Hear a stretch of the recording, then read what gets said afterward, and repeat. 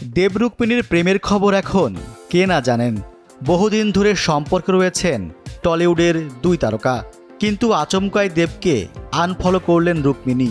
নিছকই মনোমালিন্য নাকি নেপথ্যে অন্য কোনো কারণ? ভারতীয় গণমাধ্যমে প্রকাশিত এক ভিডিও থেকে ঘটনার সূত্রপাত। মুক্তি প্রতীক্ষিত খাদান সিনেমার প্রচারে গিয়ে দেব নিজেকে সিঙ্গেল দাবি করেন। কথাটি ভালোভাবে নেননি রুক্মিণী। এ কারণে ইনস্টাগ্রামে প্রেমিককে আনফলো করেছেন বলে শোনা যাচ্ছে। যদিও এর মাঝেই ৩০তম কলকাতা আন্তর্জাতিক চলচ্চিত্র উৎসবে একসঙ্গে হাজির হয়েছিলেন দেব রুক্মিণী। হাসি মুখেই ছিলেন দুজন, ছিল না কোনো রকম দূরত্ব।